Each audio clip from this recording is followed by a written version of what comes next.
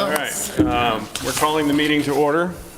This is the school committee meeting of Thursday, March 14th, and we have quite a crowd of Parker and Coolidge students back there. So let me walk through the agenda, then we'll dive in here. Eunice is here as well. Perfect. Great. So first things first, as we walk through our agenda, we will start with a vote to approve our Paraeducation Association MOA/contract that we have negotiated with them. We will then move to a discussion on potentially co-sponsoring the Right to Read film with our CPAC. May is not going to be when it is, but we'll talk through that when we get there. We will have a focus on excellence, which will be our math teams from Coolidge and Parker, and there will be a little bit of a showdown going on. So get your pencils and pens ready. Mr. Brandt, I'm particularly looking at you. We then have our consent agenda, which we will go through and have some reports, including all of them that are listed. At which point we then will take out of order E4 to move fee structures forward, and we will end with E3, which is our Student Opportunity Act plan and review. So with that said, we have everybody here, so there's no need for remote procedures except our town manager, Macronellis, is on, so we'll do a roll call vote for the paraeducator related stuff when we get there, and we're getting there now.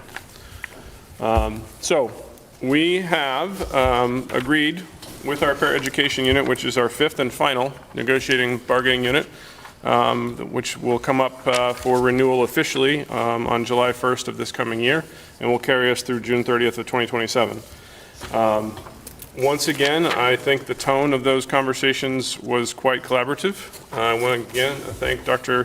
Milichewski and the negotiating team. A couple of the members are here, but thank you both for that, and Sean and Chuck and I were part of that as well. Some of the key things that came out of this, probably the number one key thing is a pretty significant adjustment to the salary scale. We felt a need, as we have done with other things, to correct some things, course correct there, and get our paraeducators much more on target with the market. So that's happening over the course of the 3 years, with the biggest step in the first year. The second year will be an 8.5% step, and the third year will be a 9% step. So the first year is a complete reworking of the schedule accordingly. One of the things we did with that is simplify our schedule as well. We used to have 3 lanes or 3 tracks to a degree between our regular education, our special education program, and our regular special education. We've essentially merged the 2 special education ones together because we felt like that was just more appropriate, somewhat random at times about where things would be, and it aligned more with the market as well as we look through that. We also added in Juneteenth as a holiday for them. The day before Thanksgiving, they're getting appropriate pay as opposed to having to rework the hours. There's some other key terms that were adjusted as we went through with regards to, substituting in particular. So substitution-related work, consecutive 45-minute intervals, and then 1 to 3 hours, and then more than 3 hours. We adjusted the pay scale there as well. There are a couple of JLMCs that are going to come out of it as we work through, and we also, as part of our restructuring of the overall payment structure, we put into place a stipend structure. So we're putting in place stipends for safety care de-escalation at the beginning level and a restraint certified level, Wilson trained and Wilson certified, Orton Gillingham trained, Orton Gillingham certified, and toileting, and there's some definition in the contract about those as well. So that was part of our differentiation of some of our program versus non-program related paras. It was an adjustment. Each of those last ones I just mentioned has a step between year 1 and year 2 as we align our contracts to our overall budget. I think that's a general overview, but Dr. Milichewski, did I miss any big ones? Nope. Great job. Okay. Any questions from the committee? Just a quick comment. Sean? So Tom, you appropriately credited Dr. Milichewski and Dr. Pinto and the team and the union reps as well for all the great work and collaboration that went into this. We'd be remiss if we didn't also acknowledge the amount of effort that you put in being prepared for those conversations and ensuring that those were productive, collaborative, open, transparent conversations. Just want to acknowledge that publicly here. Thank you. It was a lot of work, but it was worth it. And I think, like we said with other conversations, I think the staff really felt like it was they felt valued. So that's where we want them to be. We want them to want to work here. Part of having a district that's sustainable and growing is having the right staff in place, and that comes to payment as well. So with that said, we will do a roll call vote, and we'll start with Mr. Robinson. Yes. And Ms. Mazzaro? Yes. Mr. Brand? Yes. And I'm going to stop and I'm going to say Aaron. Oh, that's true. We need a motion first of all, so thank you. Please correct me, and thank you for doing so. Motion to approve the July 1, 2024 through June 30th, 2027 Reading Para-Educators Association contract. In a second. Second. Second by Mr. Robinson. Now we'll do the roll call vote, and thank you for correcting me, and now I don't have to be so formal. Chuck? Yes. Carla? Yes. Sean? Yes. Aaron? Yes. Sarah? Yes. Mr. Canales? Yes. And myself, yes, and it passes 7-0. So great. Okay, so we'll move on to the second topic, and then we'll bring the fun forward. So before we do so, in the packet is a memo, and I apologize to the committee for the fact that it got out today, but hopefully you'll give me a little bit of rein there. Eunice and I were able to connect earlier this week on this topic. The CPAC applied for and received a grant from the Reading Cultural Council to do a showing of a film called The Right to Read. It's a documentary that's very much focused on dyslexia, but also focused on the overall need of our student population to really be able to read. It's an award-winning film as well, and CPAC is looking to us to help as much as possible, whether that's co-sponsoring or even just otherwise. Some of us on this board are also CPAC members, so we could help in that regard.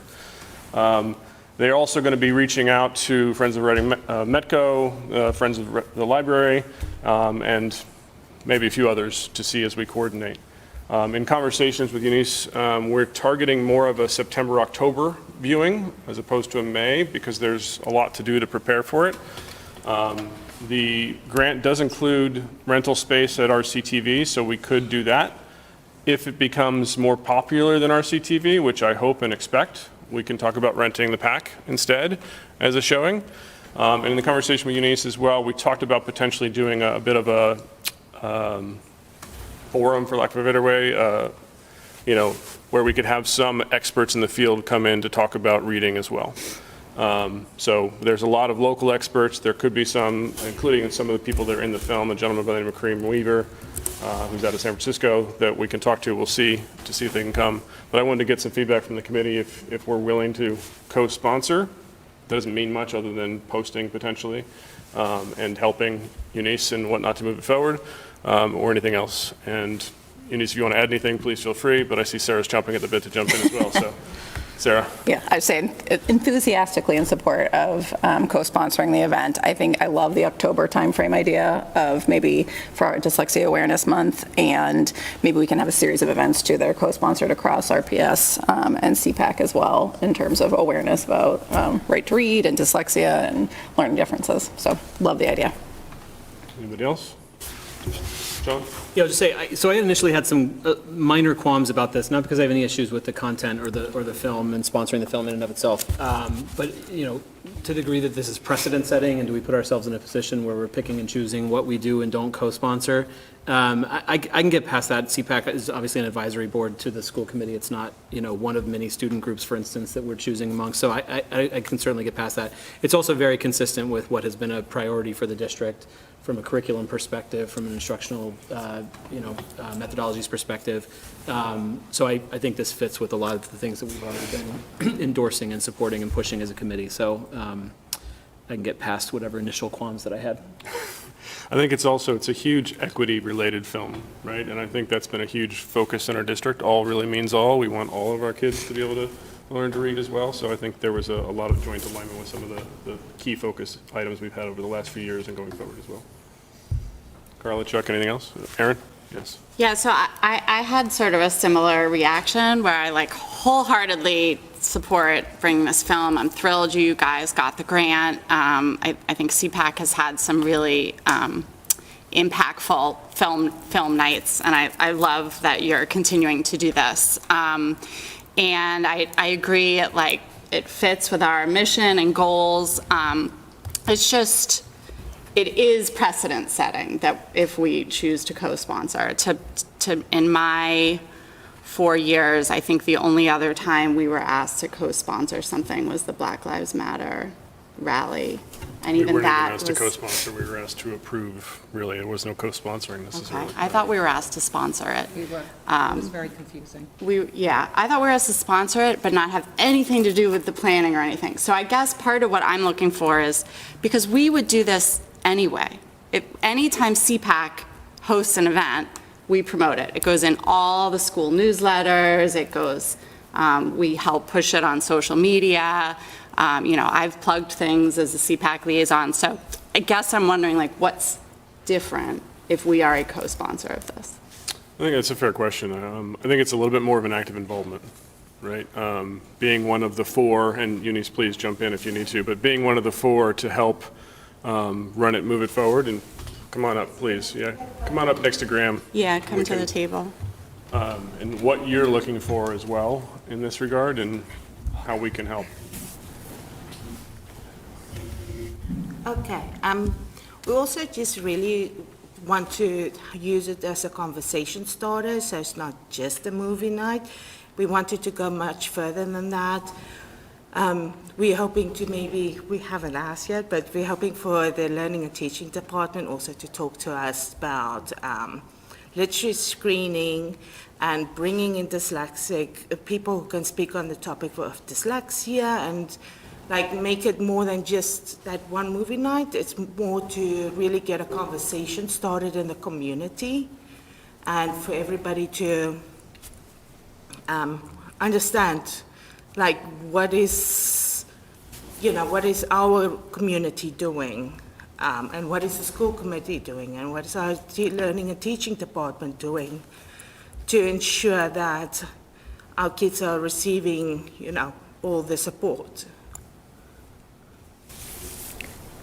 So, I mean, building on that, I think as well,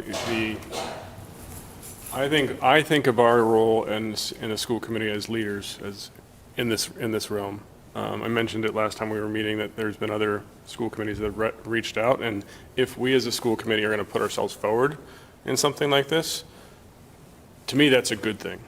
No, I mean, and to your points are very fair and very valid. Where does that stop, and where does and whatnot? This one is just, my passions in this space. And so I could also do it as a CPAC member. I can help her as a CPAC member, Sarah can help her as a CPAC member, and we could do it that way. But I think it's very powerful for the Reading School Committee to say that reading is so important and the equity side of reading is so important that we want to make sure it's done right, right? And that, to me, is why we would do as a school committee as opposed to just a CPAC. It's a step forward, and frankly, it's raising the bar for other school committees to kind of engage as well.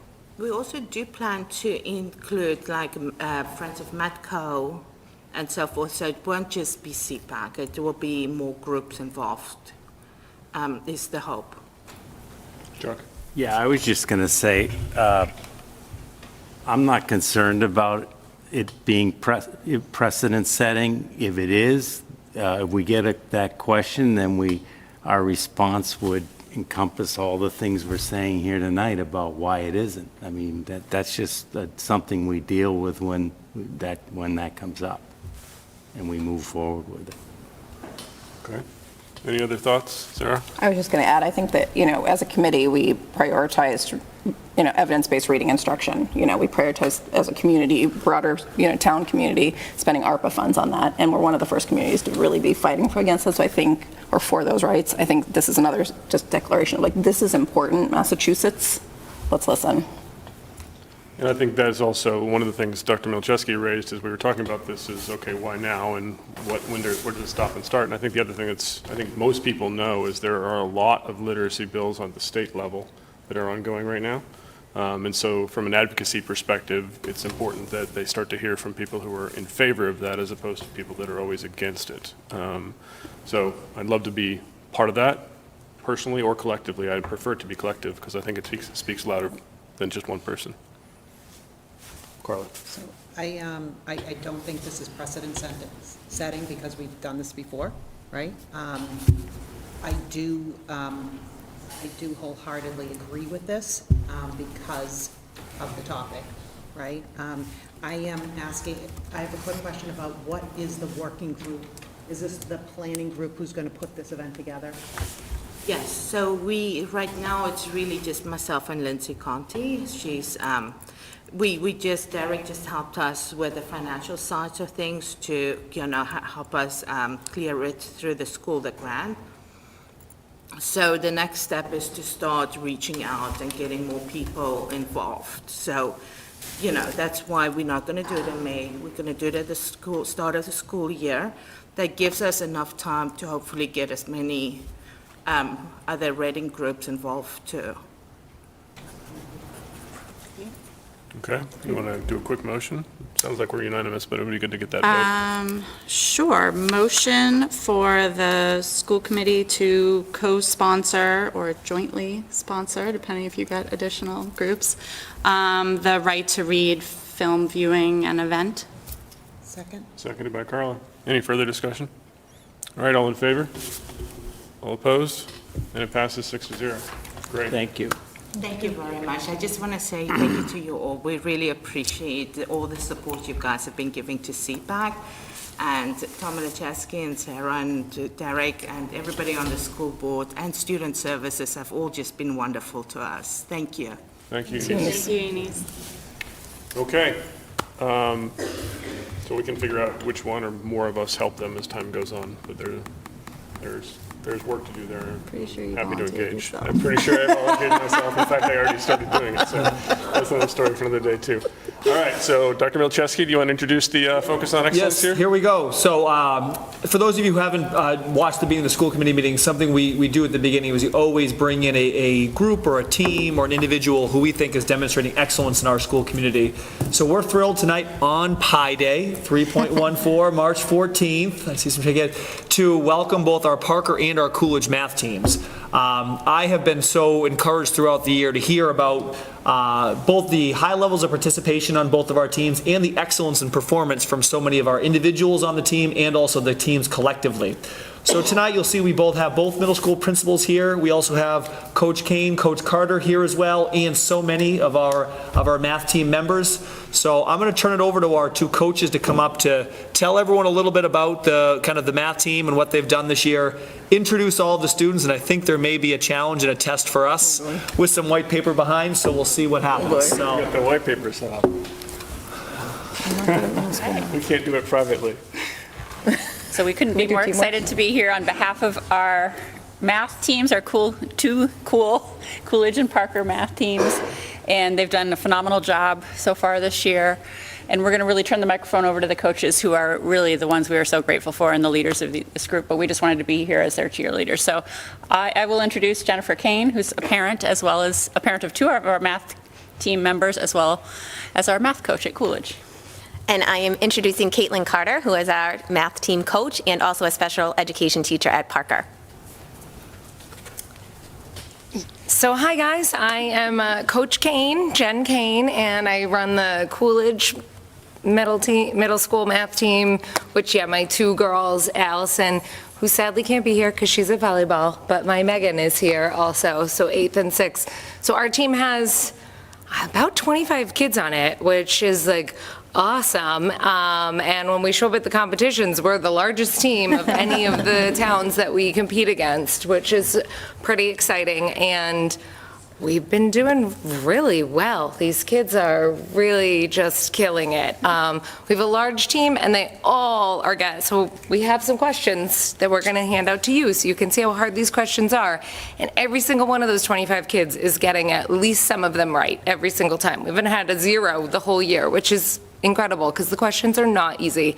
They aren't really just like middle school level questions that are being asked of them. I mean, it's much more like abstract thinking, high school level type problems, algebra, and we even have a 6th grader who's getting a perfect score, so it's really just fun to see.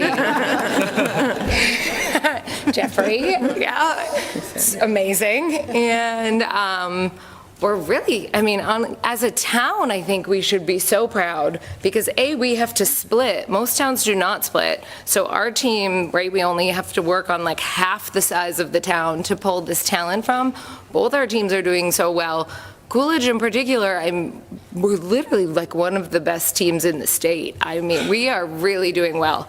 Winchester with that Russian math school is still beating us, Lexington beating us, but I mean, we're talking like math powerhouse towns are beating us, and we are half of Reading, and they're just doing incredible, so I'm so proud of them.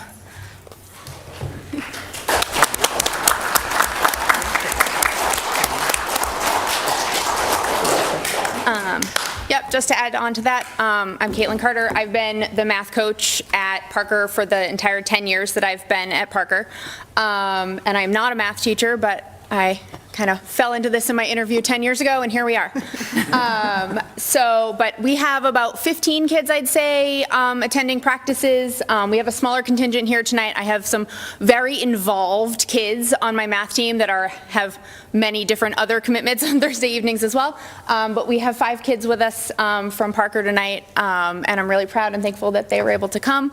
We're doing a really great job. You know, as Jen said, most of the schools we are competing against are one middle school schools. You know, Wakefield, Stoneham, Linfield, they all have the entire town on one team. If we had the entire town on one team, we would literally be unstoppable. We taken down Winchester. Yeah. So, I mean, they're really doing an amazing job, and I'm really proud of them. You know, I've ridden the wave of math team through COVID and back out again, and, you know, it's been really cool to see the progress and the process of all of that. So, I think we have some, are we going to have them introduce? That would be great. Go down the line and introduce themselves? You can do the first name, last name in school, just in whatever, just line up just and cycle go. through. Yeah. First name, last name, school. In grade too, if you can. I'd like to know that. Okay, great. Hi, so I'm Kai Daskov from Coolidge. What grade? Oh, 6th. I am Kyle C. from Coolidge, 6th grade. Nice. Hi, I'm Amy Wren from Coolidge. I'm from 6th grade.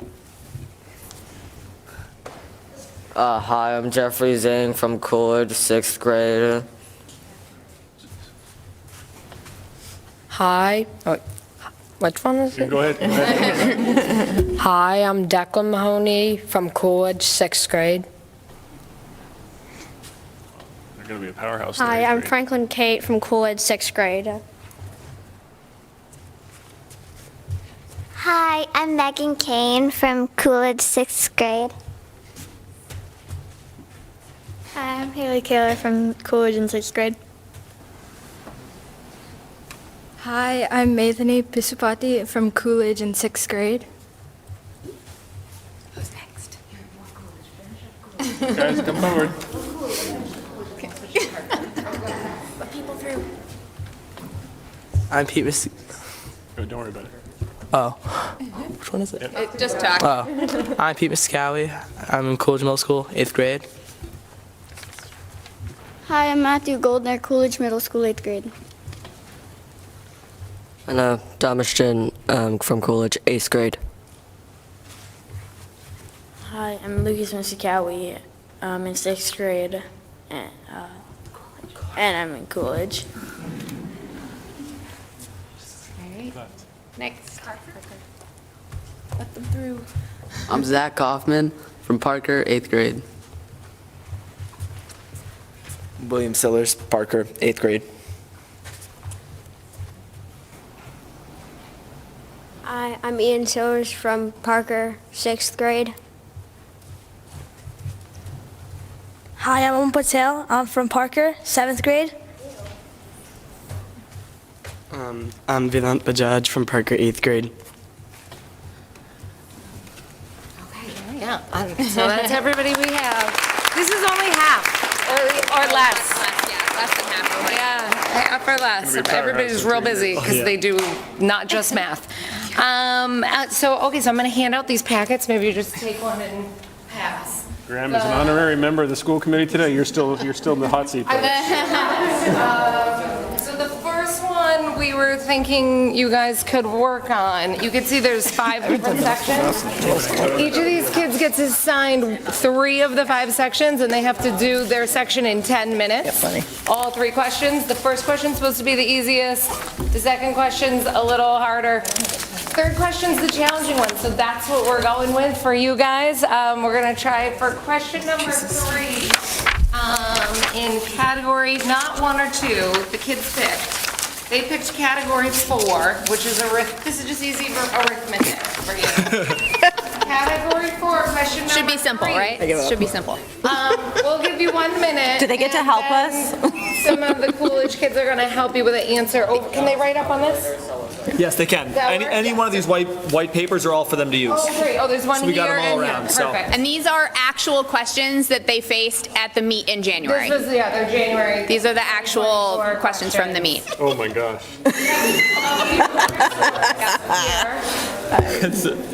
Look at the parents laughing at us. First place. I haven't done this math since I was in. Fair, I have not taken math class since my senior year in high school, people. Am I allowed to cheat? Hang on. Okay. Senior year. Oh, Jesus Christ. No. The answer's no. The answer is no. Come on, team, let's go. Jeez, guys are... So it's just arithmetic, so it's just a... Yep. Can we use calculators? This is a non-calculator. I have a computer. Are we allowed to use Google? Additionally gave you one from, I can't. So Yeah, I don't even know what to do there. we do 5 contests over the year, and the last 2 are calculators, so the questions get harder. Cool. I don't think I can answer any of these. Should I time them for the 10 minutes? Dr. M's going to lead for our team, I think. Is what we're leading. Point. Landing. 3 minutes.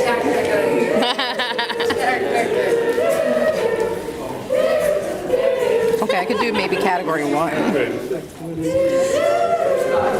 don't know they're going to What's the shortcut? Well, something in the code up above, but. Anybody feel like they're getting close? Wouldn't say close. Nope.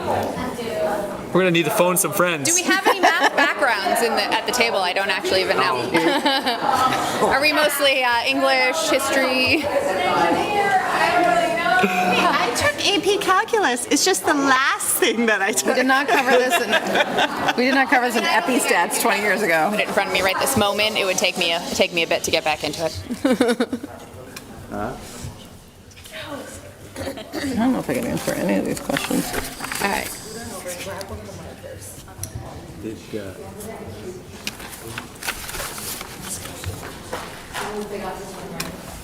No, I know.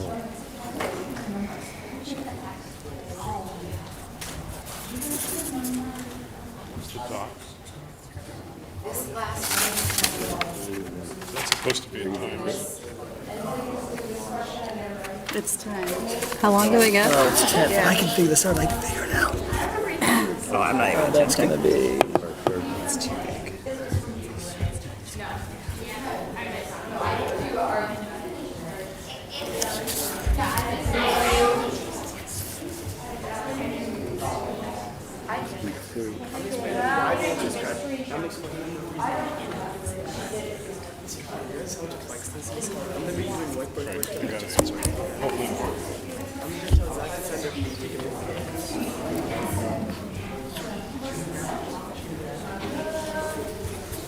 Okay, so do you want to hear the answer? Yes. No. Ask us what our answers are. Yeah. Yes. Yes, give me a minute. I just said 1 minute. I have an idea. 1, 2, 3. 936. 936. Oh! They're both wrong. What did you get? No. Keep going. Slower and more methodical. Same mistake, I guess. Can you Dr. M's clarify almost if the done. dot is supposed to be multiplication? Is the dot multiplied? Dot is multiplication. We had the same response then. What did you get?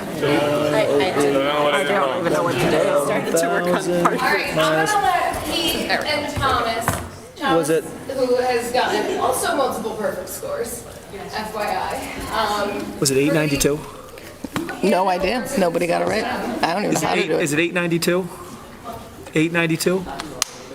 Oh, you're so close. Oh, what did I do wrong?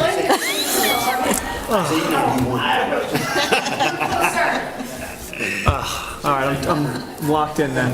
Does that say 16? All right, so maybe talk them through. Yeah. 10,000 to the 3/4 is 1,000.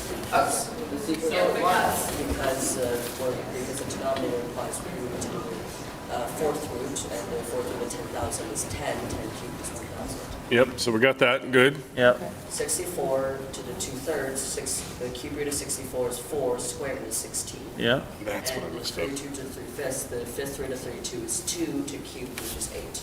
Okay. It was the second one I messed up. Yeah.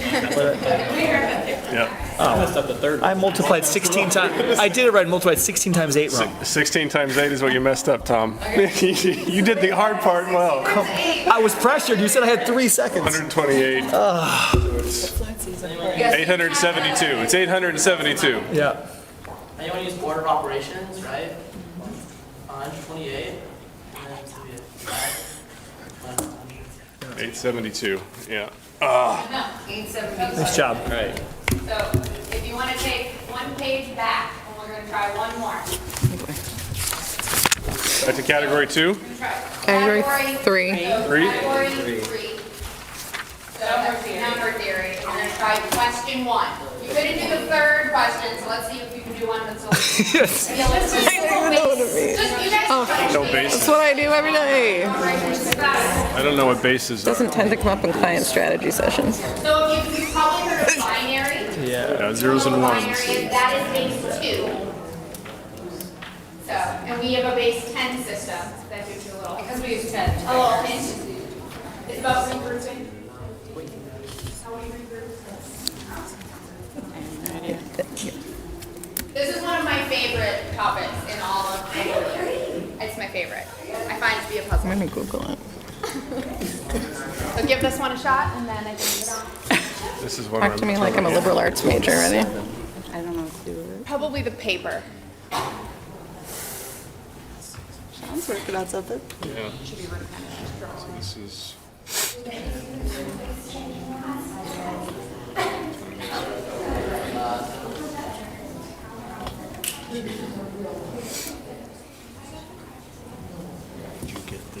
Right, I went too fast. I think I made a mistake, but I know how to do it.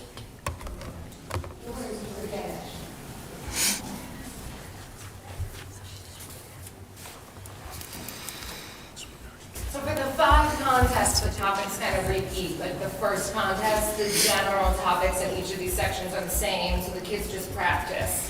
Every week we meet, every Thursday. They come with their own time after school and work on all these types of problems, prepping for contest 1, and then by contest 2, the topics, there's still arithmetic, but it's not with bases this time, it's exponents or this time.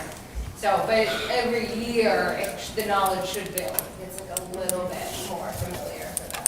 Right? The meats get harder. As get easier, get easier. Sure. Yeah. So we're heading into our 5th and final meet in a couple weeks. I don't think anybody else is trying to do it, so. So Parker will host I have a number. Wakefield, Melrose, 496. Stoneham. Could be wrong. Austin Prep when they You're not. Oh, yeah, Austin maybe. Prep can't even field a team, so they gotta chill up. Nobody's competing here, are they? All right. All right. Ready? Vedant's going to show you how it goes. Anybody get an answer? Anybody have any idea? I have an answer, but I don't think it's right. 13? 13. 196. 194. Yeah. He was a math teacher. Dan was on a middle school math team. He was a math teacher. I was on a middle school math team. Apparently that was 30 years ago.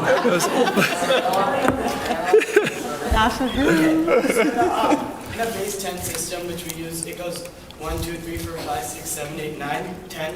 And after that, we go to 11, so it's just a 1 to the 11. But in base 5, it goes 1, 2, 3, 4, 5. And then that's where it ends. So instead of 10, 20, 30, it's 5, and then like that. So the number 1, 2, 3, 4, written in base 10, is just equal to 10 to the 0, 10 to the 1, 10 to the 2, and then 10 to the 3, because this is just equal to 4 ones. And then this is equal to 3 tens. This is equal to 2 hundreds. And then this is equal to 1,000. So 1,234. But in the base 5 system, it's 5 to the 0, and then 5 to the 1, 5 to the 2, and 5 to the 3. So this is equal to 4 plus 3 times 5, which is 15, plus 2 times 25, 50, plus 1 times 5 to 3, which is 125. So when you add these up, you get 194. Dr. M for the win. I'm sure they could all get it, so it's. Does anybody happen to know the answer to number 3 in that category? Because I did the wrong question. Okay, all right, well, here, I have solutions for all of them. Please, Go home and you can do all of them. Oh, good. please repair my ego. In my leisure Repair time my with a ego glass and of tell me wine, it's I will be 13. solving math problems. Answer to number 3 in category 3. Spoiled it. You Now can I even can't lie. solve it You for can even lie if you myself. want. Aaron will not be able to sleep. You in category 3 is 13. You're close. How'd that prepare? Didn't help. We have questions. Can we ask some questions? I don't know if if it's our turn to ask or if you want to. Yeah, I think we're done. We're done. That's how Awesome. I was wondering, there's nice to see so many of you here. Maybe someone who didn't get to share and kind of show your work too. I'd just love to hear a little bit about just what do you think you've been learning being a part of the math team? Like, what are the most valuable takeaways from being a part of this group? It can be a math content thing, or it can be something just outside of math content about being a part of the group. And if you're willing to share, if you just don't mind coming up to the microphone. Thank you all. So the thing that I think that is really important when we join math team is that we get to experience a lot of concepts that we don't usually do. So like it expands our variety of knowledge and understanding of how math works in different ways. Like probability is different than algebra, which is also different than geometry. So it overall just expands our knowledge about math. I love that. Thank you.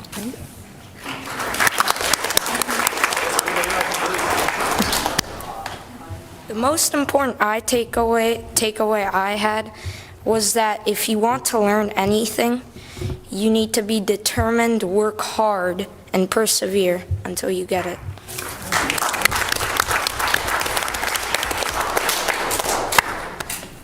I think math team was a great after school activity to challenge people's brains. If 6th grade math was, or 7th grade or 8th grade math was too easy for them.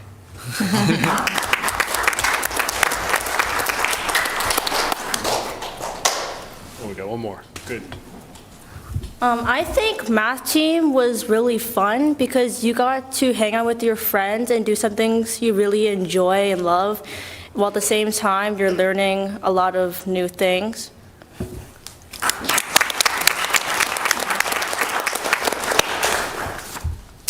Okay, great. So before you all leave, parents, we have a tradition of having picture right before everybody leaves that comes here. So get your cameras out, and hopefully one of you will share your picture with us, so we can also have that for the weekly newsletter.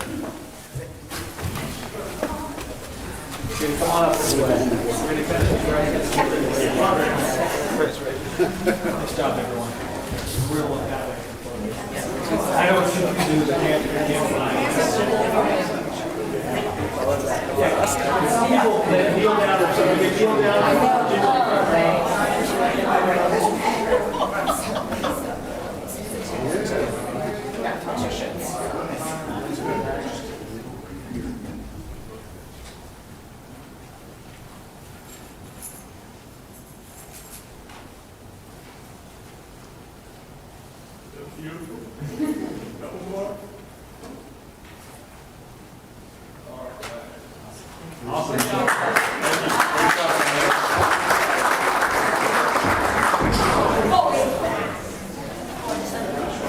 Base 5, base 10. Cool. It's been a while. Took a minute to dust it off. I was like, okay, where do I start? If we could also just give one more round of applause and thank you to the coaches, who I think did a really awesome job this year with our teams.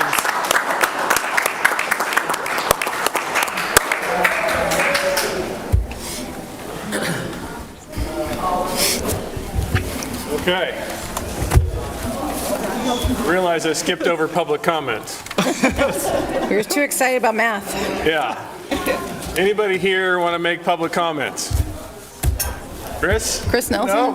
It's like, I already have, How did Jeffrey do back there? I know, Jeffrey, did you get Dr. them? Quorum, did you get the question? You didn't get the problem, so you couldn't get the question. Would you like my math set to take home and practice? Like, you can have it, because I won't. We have an extra. Chuck's like, take mine, please. Here, please. I won't do them later. Just a little light reading. Spoiler, I will not be doing those math Forget your problems school board, Miss Kane. later. Well, how do you know if they're right? You can ask Google, I guess. Tell you, it turns out you forget a few things after 30 Yeah, years. it turns out that way. You can send them to your daughters. Seeing no public comment, we'll move on to our consent agenda, and let's start with the motion. Motion to approve the consent agenda. Second. Seconded by Sean. Any discussion, any points of note? I'll just note that $15,000 is good for us to continue to look forward to HQIM. Yep. This one's on science, right? It is. Okay. Great. All right. So all in favor? All opposed? And it passes 6-0. And we will now move on to reports, and we'll start with Graham. Hello. Should I introduce myself? No. Sure. All right. We know you, but introduce in case somebody else doesn't know you. My name is Graham Goodwin. I am a board member on the Student Advisory Committee, and here's just some updates of what has happened and what is happening at RMHS. So yesterday night we had the annual college fair where over 100 colleges, we had a couple of military recruiters, we had College Affordable come, and we had the Reading Scholarship Foundation come. And it was a great experience for a lot of juniors and even sophomores to come and meet guidance counselors for across a bunch of colleges that are in the local areas, and even some that are all the way down in New York. This was also we also wanted to thank the Director of Food Services for his catering to the event in the PAC, or not in the PAC, sorry, in the CAF. At RMHS, the science team also came in 8th place out of 60 teams competing in the Massachusetts Science Olympiad Tournament on March 2nd. And we wanted to congratulate the METG Drama Festival prelims that were March 2nd as well, as our drama team made it to the semifinals that took place last Saturday. At semifinals, RMHS competed in Framingham against 5 other schools and took home the Stage Manager's Choice Award again. Some upcoming events that are happening at RMHS are that spring athletics kickoff this Monday, really exciting, and we also have our robotics team having a competition here at the field house this weekend on Sunday.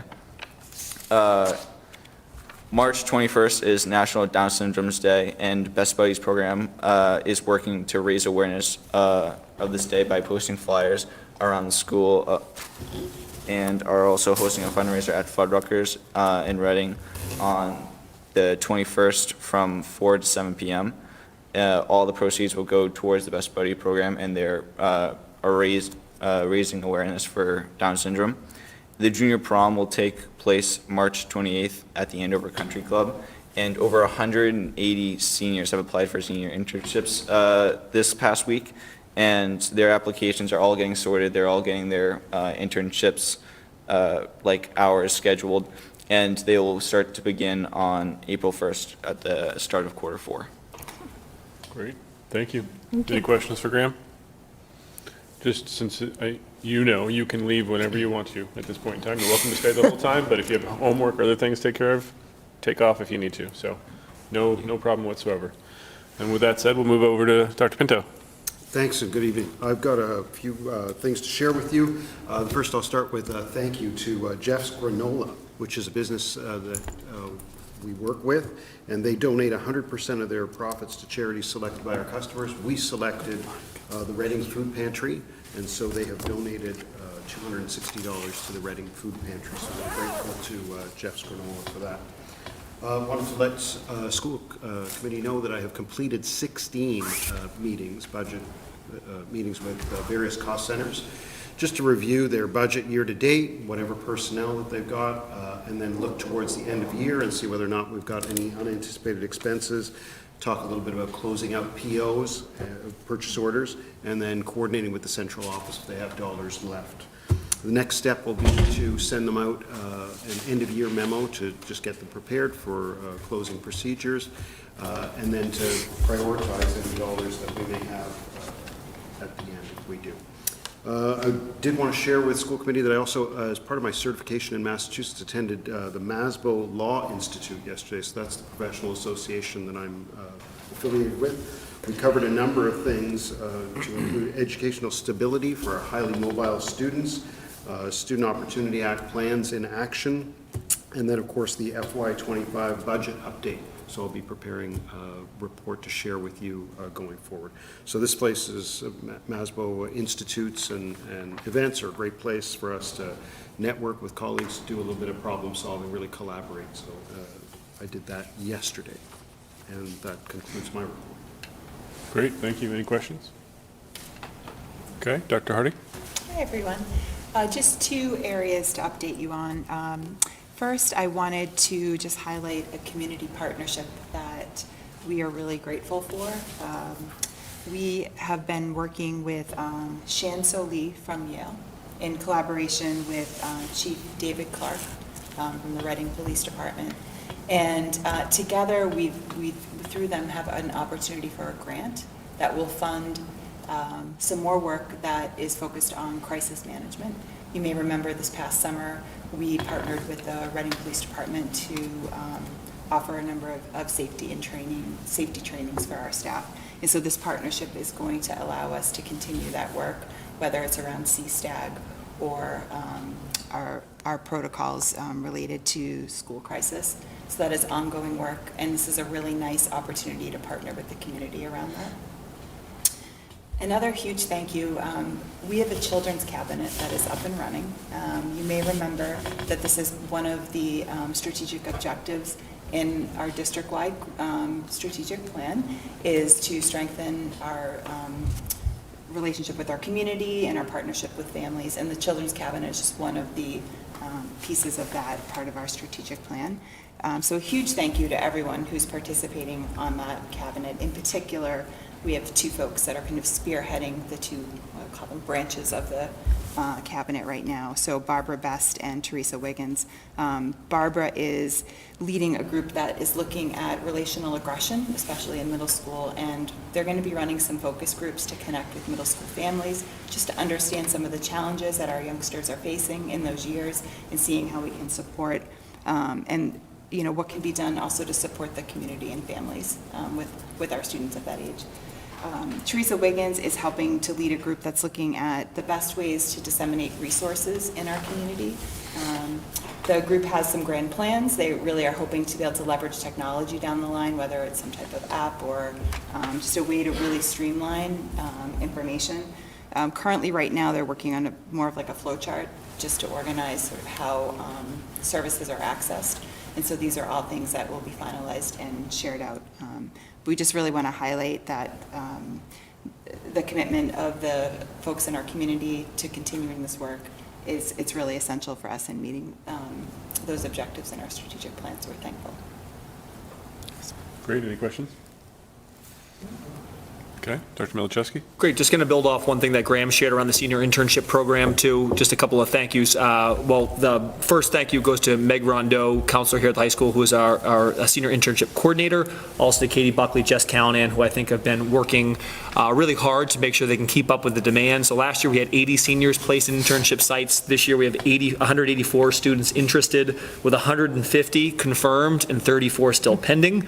Obviously, with out of close to 300 seniors, that's a huge population of our 12th grade class.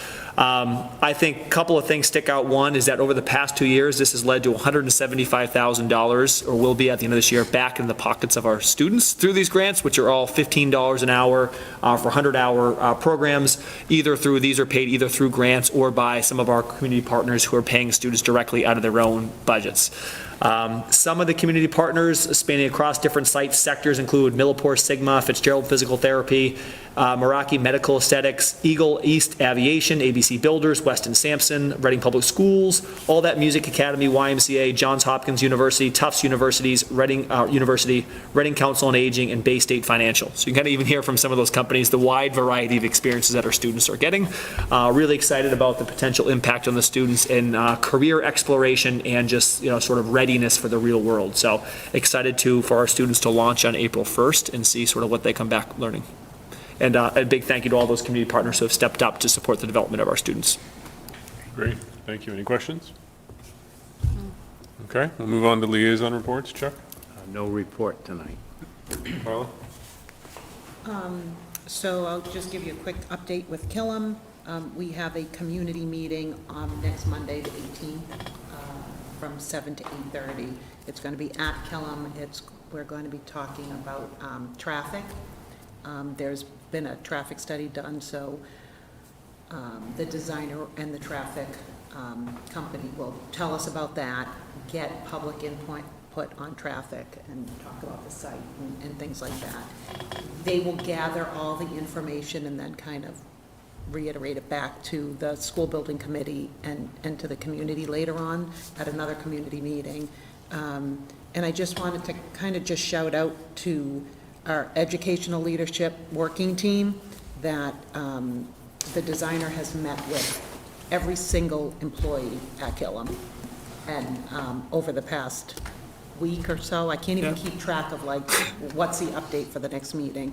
And really has gotten to know them, and just to watch, some of the conversations happen, even like a conversation with our RISE director and our designer, where he's trying to think about how we're going to design this building, and he's giving her suggestions, and she's telling him, no, you can't do that.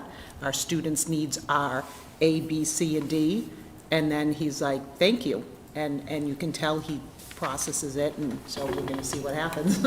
But so that's just been a huge undertaking. Our communications working group is another team. Jane Wellman has been kind of leading that team, and she's amazing.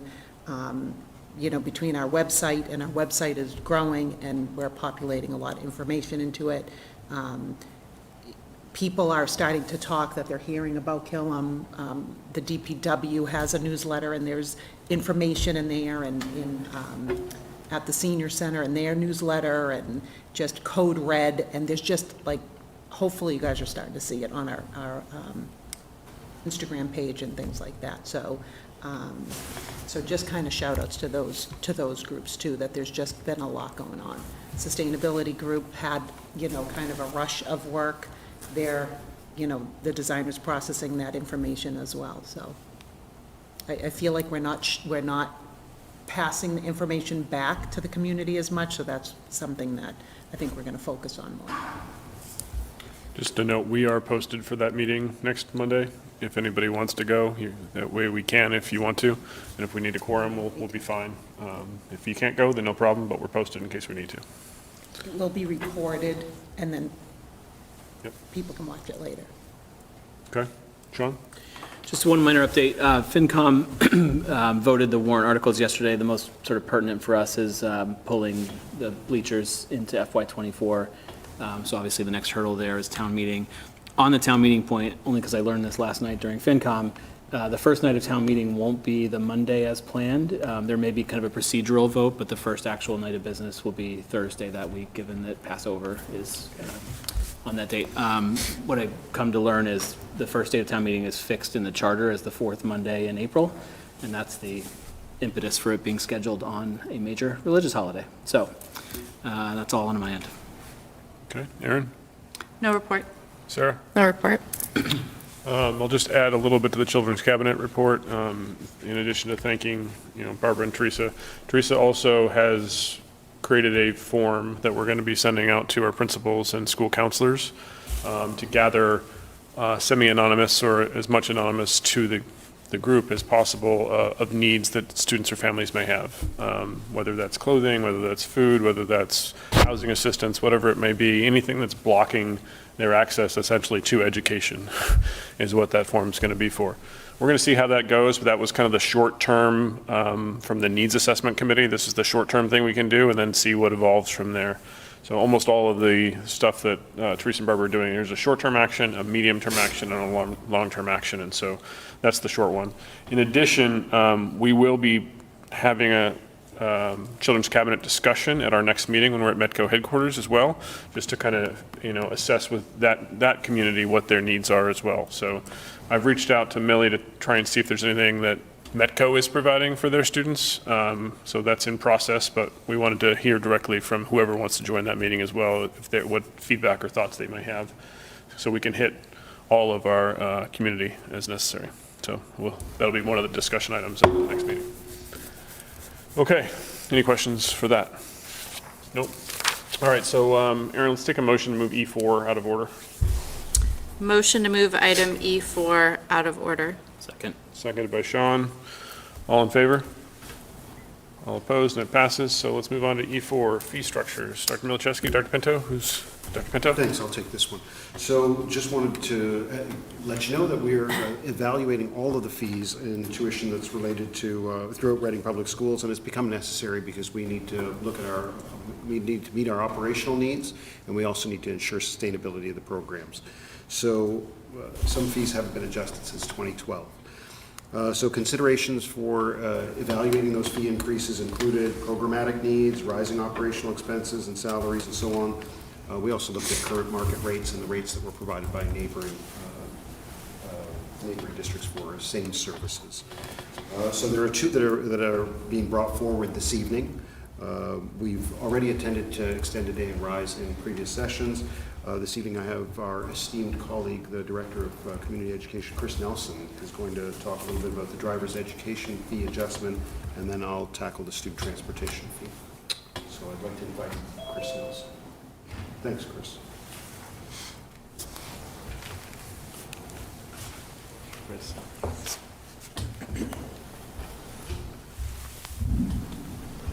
Good evening. Thank you for having me and moving the agenda item up. I appreciate your time. So as we look at driver's ed, it kind of falls under the same instance as extended day, where we haven't had a price increase in driver's ed since 2012. And we are relatively low compared to some of the private groups that are surrounding us, Agganis, iDrive, Middlesex, North Reading. So we did a little research on that, a little price comparison. We charge $675 for our driver's ed program. Agganis and iDrive charge over $1,000. And it's the same curriculum, the RMV standard driver's ed program, where it's 30 hours of classroom instruction, 12 hours of driving instruction, and 6 hours of observation in the vehicle with the instructor. So we are pretty lower substantially than the programs around us. So we proposed a mild, little over 5% increase for our driver's ed program to bring it up to about $710. That money will allow us to maintain sustainability of the program, provide maintenance to the vehicle. The vehicle is 10 years old, has over 110,000 miles on it. We actually just had a sponsorship where we brought a student to take their road test, and the RMV instructor got in and moved the rear view mirror and it fell off. I think he felt bad. I think he thought he broke it, so we passed the student. So, no, the student actually did well. But did he pay for the mirror? That's what I was. Actually, our awesome DPW department maintains the vehicle and actually fixed it. So But the car is old, and the price increase to the program will help with that. Another issue that I'll bring up is in the 3 years, going on 4 years that I've been here, the driver's ed program has exploded in enrollment. I think when COVID hit, the RMV went virtual. It hasn't come back, it hasn't said all in person, you can stay virtual, and that allowed us to provide more of a service for the students, which showed a huge increase. Plus, the cost of our program being a lot less expensive had a big increase. So in turn, we are seeing a fallout now of increased enrollment, increased in wait times for students to receive their actually in-car driving situations for driving and observing. And there's a backup. So with the increase in cost, we'll be able to hire another instructor, and eventually, and I know we're in the docket for a few years with the fiscal, for a possible new car, an additional car. So if we could have another instructor and another vehicle going, we'd be able to service the kids that are waiting now and provide better service for the residents in Reading. Any questions from anybody? Chuck?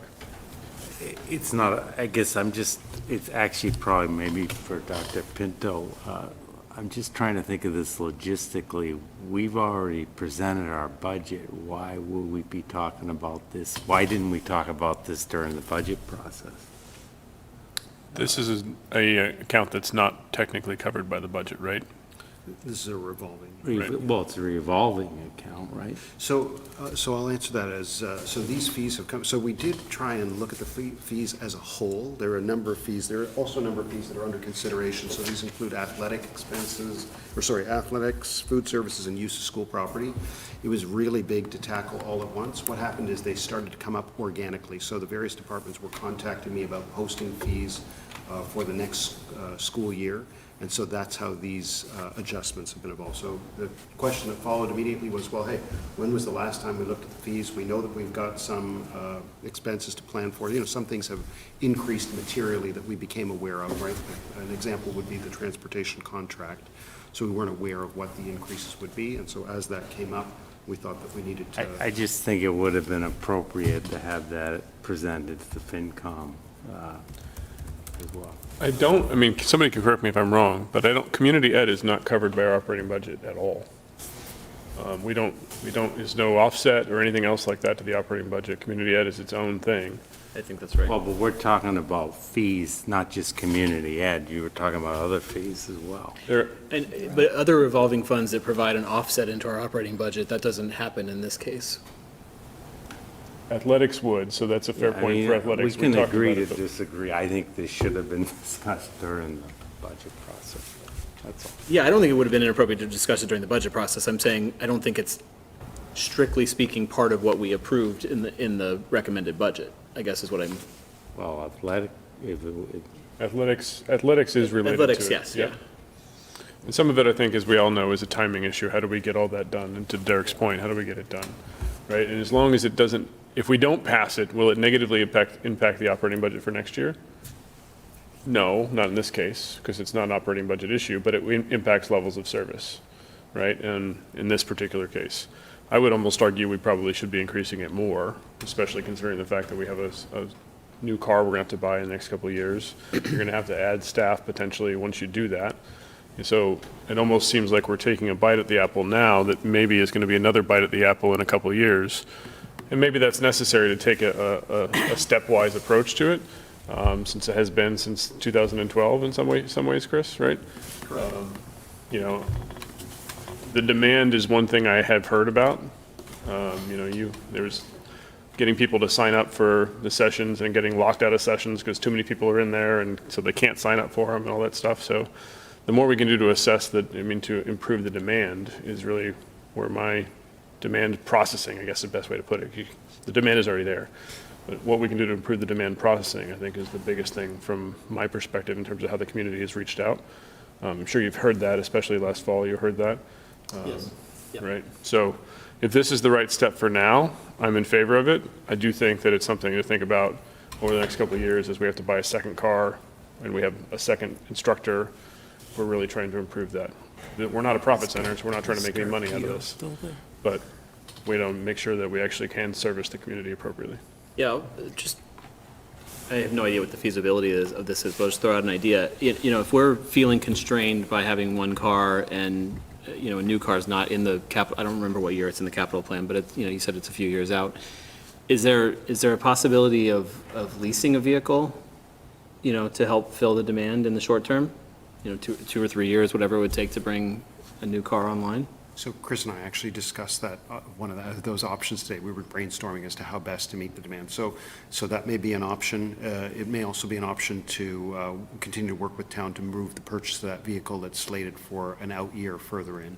Yeah. So, you know, one of those things, whatever. So the fee adjustment will certainly help in that regard, at least.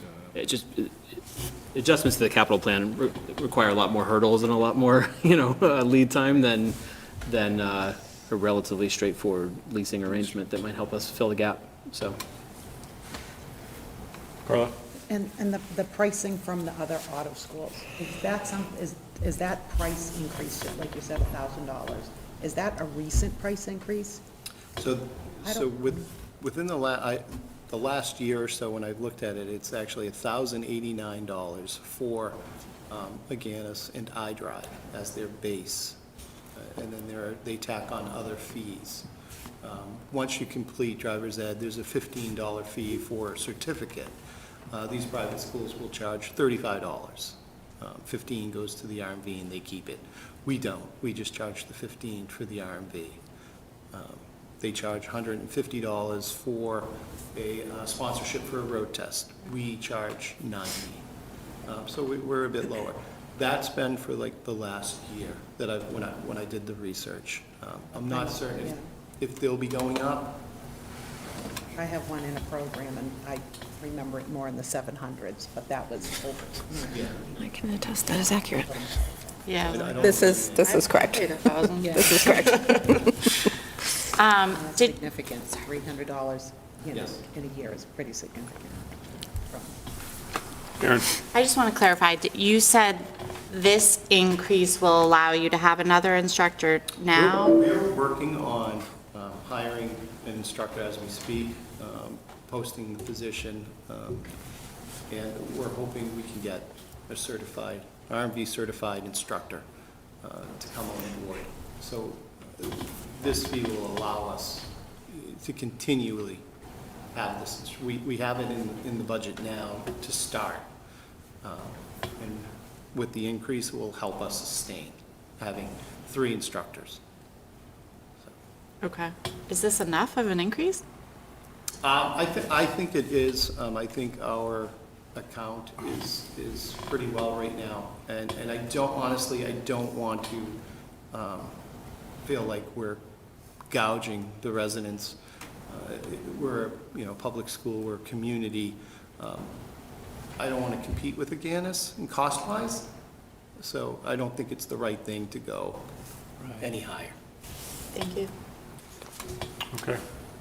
I did just want to add, if I could, so thanks for the feedback on this. It's the aim going forward to bring all of the fees together for review earlier in the process the next time around. And then we're also very sensitive to having increases across the board, and so we're definitely going to be looking at policies next, how best to accommodate people that may need some financial support when it comes to paying these fees. Okay, so let's start with a motion just for this one, Aaron, and then we'll talk about the next one. Motion to increase the driver's education fee increase? Motion to approve it, sure. Motion to approve it? Yep. Seconded by Sean. Any further discussion? All in favor? All opposed? It passes. Thanks, Chris. Thanks, Chris. And Mr. Scarpino is still the instructor. Yeah, Dr. Corum? Jeffrey Corum, Ridge Road. Actually, the driver's ed vehicle came up last night at the Finance Committee meeting.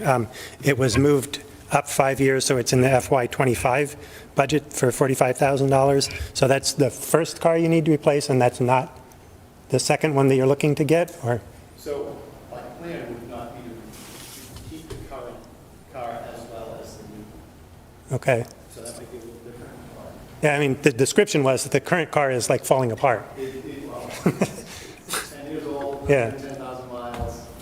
It's a young car. And Sharon had an impression that a previous director of finance for the school department had thought that there was money for that coming out of the adult education to buy it, and that's why originally the driver's ed vehicle had been in FY '29, and then it didn't get replaced, so I don't know, where Okay, so where that got. the perception from Finance Committee is that's going to be paid for directly out of the revolving fund? So, yeah, I mean, it's now in the capital plan. There was some thought that it was coming out of that revolving fund, but it sounded like that plan had somehow slipped through the cracks in the transitions between some of the finance directors in the school department. There was a plan for that vehicle, which was discussed in August when we did capital planning with the town. And the vehicle was out in one of the out years, FY '29, I think. So I'm glad to hear that it's been moved forward. So it was planned, capital plan on town side. Yeah, so that's in Article 4 of the warrant that we voted last night.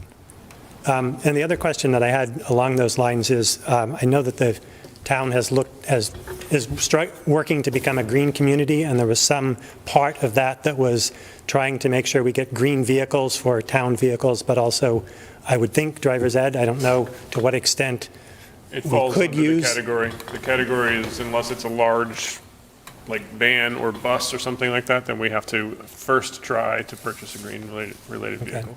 So, yeah, I don't know whether the Approved last year. $45,000 that's in the capital plan for that is going to cover a green vehicle, and whether that's appropriate for this. We do have a charging station over in the what used to be Imagination Station parking lot that might be, but, we might need Somebody's to. going to have to pay for the charge still too, right? Yeah, well, but, you might need a charging station right next to the high school, in order to better, not keep that in the way of somebody else who might park there. So. Logistics are the best laid plans of mice and men here, right? We'll have to figure those out when we get there. Sorry. The good thing is we're not buying huge vehicles, right? The car in conversation right now is a Ford Focus, so it's not a huge car. So you probably can get green vehicles that are that size within that price range. But your point about the charging, I think, is definitely something to think about, and we'll leave it to the administration to figure out the best way to handle that. I also heard a question there, Dr. Coram, that you were asserting that this is going to be paid for out of the revolving fund, but if that's the case, it shouldn't be on the capital plan at all. So the thought was that originally there was some plan to pay it out of the revolving fund, but that plan somehow slipped through the cracks, and so it now has to go on the capital plan. So, I don't know if somebody else had thought it was going to come out of the revolving fund, and for whatever reason that didn't materialize. Maybe the adult education revolving fund didn't have as much money in it to buy the car as had been thought a few years ago, or there was something else that took higher priority. Chris, do you have an update? If you do, come up to the podium so the camera can read. So from my recollection, it was originally on the capital plan for, I believe, either 24 or 25. It got pushed back to 29. And after it got pushed back, we had some discussions about the possibility of looking at the account to purchase the vehicle. It wasn't decided. It was either to look at the account to purchase the vehicle in its entirety, or use funds in the account to make the upgrades to make it green or whatnot. But it wasn't really like an official decision the account would pay for it. And it was left in the 29 fiscal year. I did not know about the bump up, so I appreciate that. That's nice, thank you. And then the increase in enrollment and the wear and tear on the vehicle is just making it, if the car goes down, the program is shut down. So. Thank you. Okay, so that's moved and voted, so let's move to the second one on this portion of the agenda. Dr. Pinto, to you as well? Yes, this is for student transportation. So state regulations, as you're aware, mandate that the district transports students in grades K to 6 who live more than 2 miles from the school that they attend. And so Reading students that attend Killam Elementary, Coolidge Middle, Parker Middle, and Reading Memorial are offered the option to purchase transportation for a fee based on space availability in our routes. So the district charges for this optional service, and those revenues and fees are managed through a revolving account. Those fees have 13%, and there are escalators also built in for, that's 12 to 13% for this year, and escalators built in for FY '26 and '27. So we've proposed a nominal increase to student transportation fees ranging single digits from 4 to 6% for 1 student, 2 students, or 3 students. And so you'll find that information at table in your packet. Any questions on this one? So I'll ask, Derek, do we expect that we're going to have to follow an escalator path like the contract is following for 26 and 27? So at the short answer, yes. So we'll have to reevaluate next year and see whether or not warrants. But at the current time, as you're aware, or as you may be aware, the revenues do not come close to covering the cost of the transportation.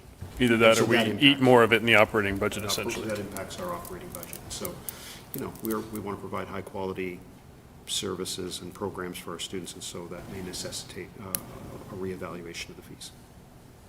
Okay. Any other comments, questions? This one was brought up during budget. We just didn't have the numbers yet. Okay. Any, so motion, Erin? Motion to approve the fee increase for transportation for fiscal year '25. Good enough. Second? Second. Seconded by Sean. All right, any further discussion? Seeing none, all in favor? All opposed? And it passes 6-0. Thank you, Derek. Okay, this computer shut down on us, so I don't have any updates to your presentation, but I have whatever's in the packet. So if that was the final, okay, then we can go with that then. So Dr. Hardy, we will turn it over to you, I believe, for the Student Opportunity Act presentation, and we can jump in from there. Awesome. Thank you. All right, so I'm pleased to share with you tonight the work that's been underway to create our Student Opportunity Act plan. And this is, it's a requirement for school committee to vote and approve this before we can officially submit it to DESE, and it's due on April 1st, so plenty of time.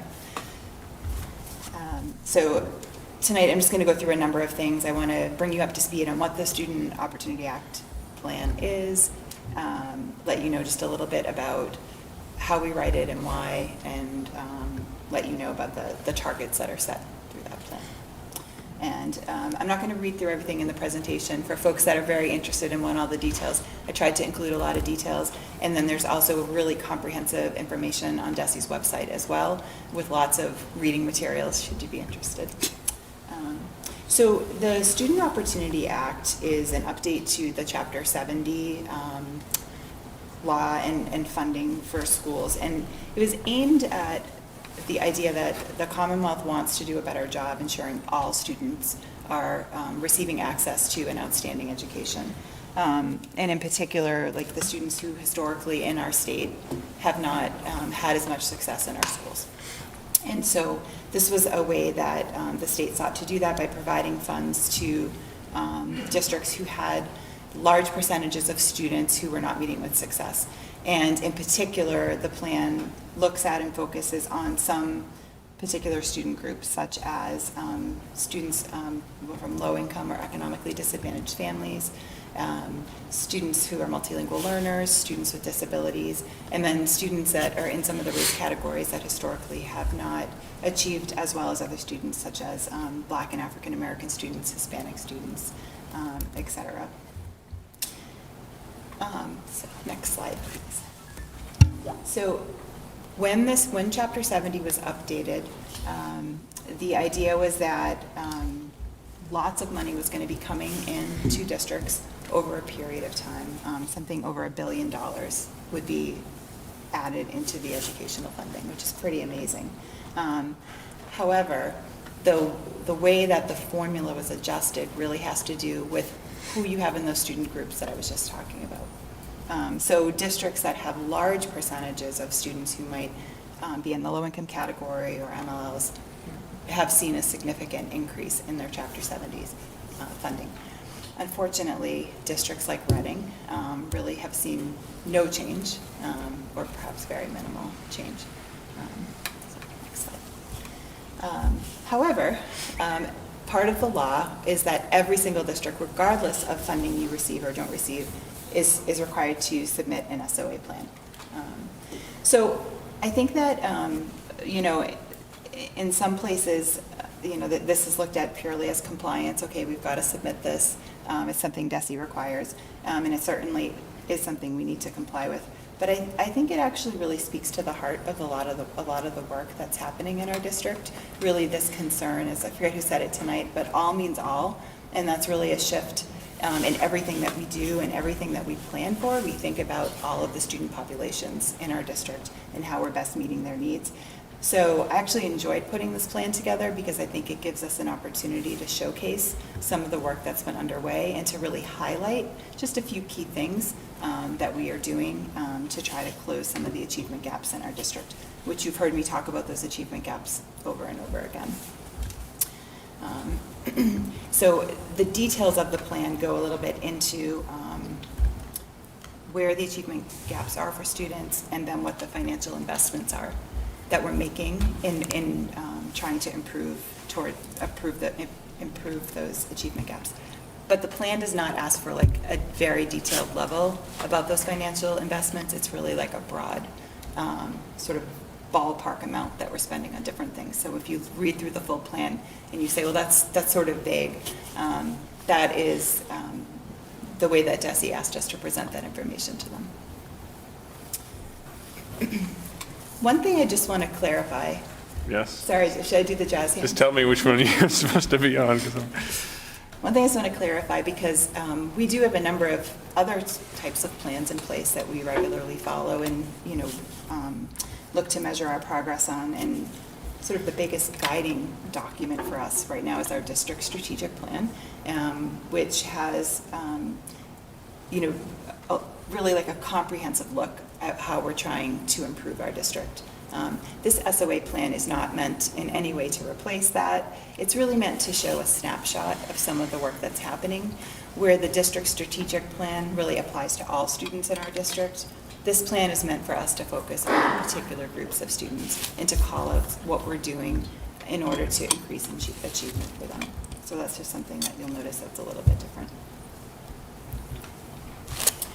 So I'm just going to quickly walk you through some of the highlights that you would see if you were to read through our plan. The first step in what we did was we took a look again at a lot of our data, our student academic data and other data that we have on our students. We looked at it in a disaggregated way. So that means we broke it out by group and we really started to compare and look for patterns.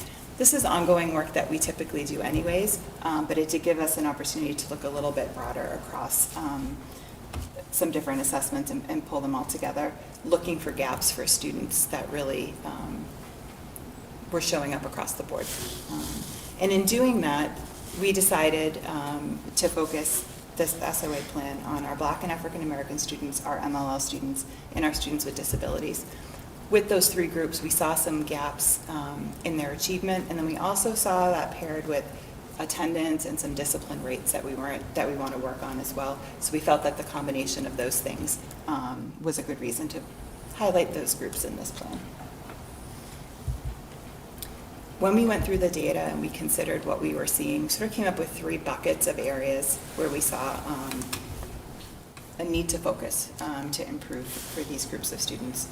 We looked at bolstering our SEL systems and mental health supports. We know that that foundation for our students of feeling welcome and safe in school is critical for any learning to happen. And so when we look at our attendance rates and discipline rates for some of the students in these groups, we felt that that was an area that we had to highlight in our plan. Additionally, one of the key strategies that we've employed is we believe that having the strongest Tier 1 instruction in place we can is really what is going to close the gap for most of our students, ensuring that that curriculum really is able to support the needs of all students, regardless of their background, regardless of their first language, regardless of their learning style, even if they're a neurodiverse student. We want to make sure that that Tier 1 instruction is going to meet their needs. And then just another area that we identified in looking at the patterns for our students was the idea of making sure that our early literacy screenings are exactly where they need to be, and including even preschool.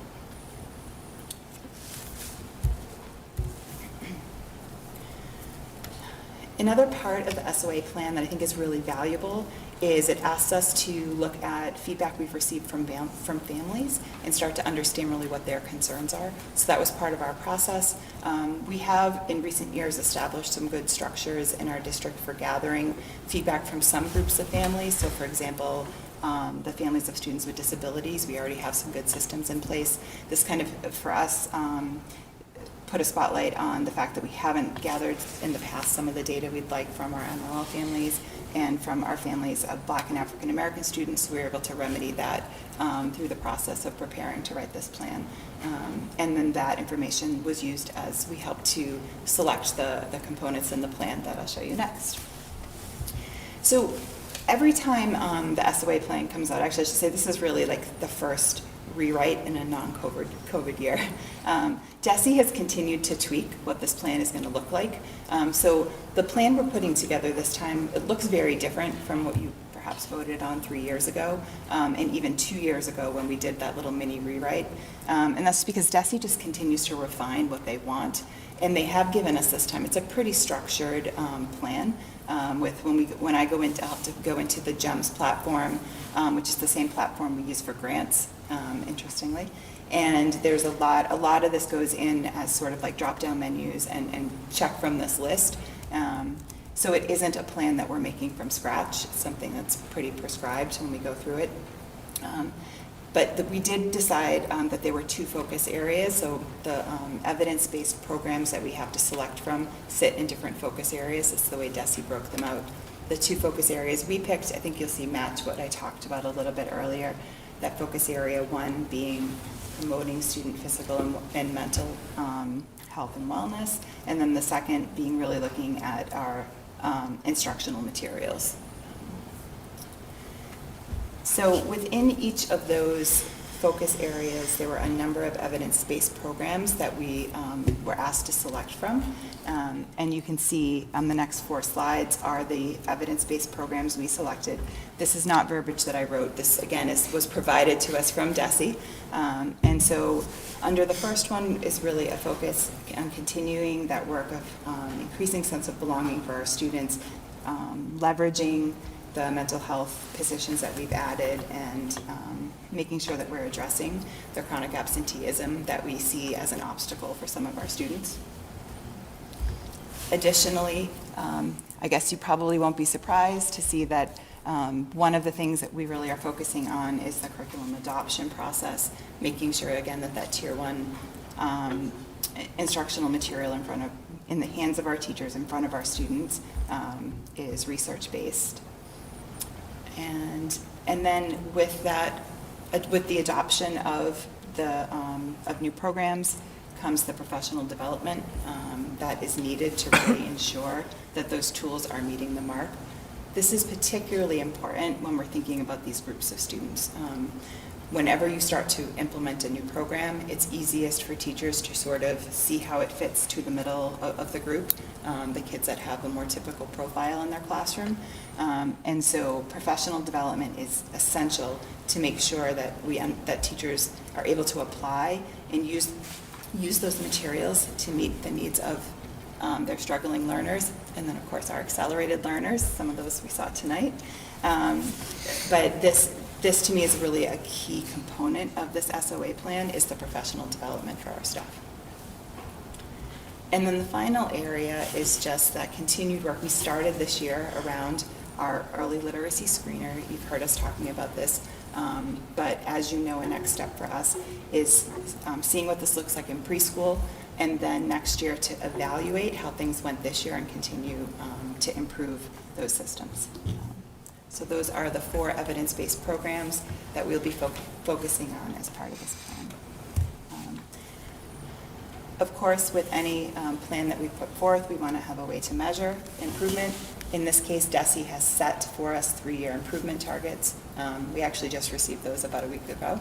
And the way that they do that is they select the bottom quartile of students. So they look at students who have taken MCAS, and they put all of those students basically in a list from the highest performing to the lowest performing, and the bottom 25% they're labeled the lowest performing students, and they've set goals for us to meet with that group of students going forward, and that's how our success on this plan will be measured.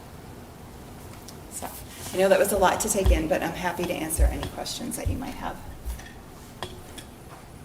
Sean, go ahead. The targets that they set, is it proficiency? Like which metric are they using? Yes, so what they've given us is, and we're still digging into this, we've only had it about a week, but what they took was sort of like that raw MCAS score, and they literally like rank order the students based on that. And then what we see is a percentage increase that they want year over year. Okay. It sounds proficiency, not growth-based. That's interesting. Well, It shows that. I mean, you could see growth in the raw score without necessarily seeing commensurate growth in proficiency, depending on where those. Right. Average scaled score. Right, it's average scaled score, right? It's the one, yeah. Yeah, okay, thank you. Okay. Any other thoughts or questions? I'll just say it clearly aligns with the goals of the district. We've talked about almost all of these ad nauseum for the last couple of years, so it's not surprising, and thank you for taking the time to get it all aligned. I was telling Dr. Milcheski earlier today, it'd be great to have kind of like a chart visual of here's the district goal, here's the SOA goal, and this goes to that, this goes to that. It's pretty clear as it already is with a lot of the stuff we have going on, so. Yeah, I mean, that's something that we'll create internally for our department so that we can track those together. So always happy to share out what that looks like if it's helpful. Just say one other thing, you made the comment at the beginning about towns like Reading, we don't see any boost from these funding adjustments. I was just pulling up the math in the preliminary chart for 25. It looks like we're still about $3 million off of what the calculated rate is and what we've been getting. So when we go to full day K, we'll convert almost 300, well, however many students it is to full day. That's about $1.5 million, but we're still going to have a delta. So we're still looking at those minimum aid increases annually for the foreseeable future. So. Which we've been having back when Susan's here too, all the way through Derek now too, is having continued calls with DESE saying, how close are we? Can you run these numbers for us if we're to go full day, universal kindergarten? Does that move us over? And the answer still has been, we're about $1.5 million away, $1.5 million to 2 away. Yeah. We have benefited from Student Opportunity Act, though, with regards to out-of-district transportation and refunds in that space in a good way. So while it doesn't hit us directly in the Chapter 70 funding, it does hit us on the backside with regards to reimbursement rates and stuff. So good point. Okay. All right, so we have to vote on this one officially, so let's get a motion. Is there anything more specific than just approving the Student Opportunity Act? Is it the 2024, 2025 Student Opportunity Act? Or what is it? Is it a 3-year plan, Sarah? It's a 3-year plan. So 2024 through 2026 or 7 or? 7. Yeah, 7. Okay. Motion to approve the 2024 through 2027 Student Opportunity Act plan. Second. Seconded by Chuck. Any further discussion? All right, all in favor? All opposed? And it passes 6-0. You have an April 1st to submit it or something like that, right? Yeah, I'll get on tomorrow. Okay, I think that concludes our agenda, our pre-planned agenda. And any Does that mean there's an unplanned agenda? motion to adjourn by Aaron, seconded by Chuck. All in favor? All opposed? And that passes 6-0. Good night.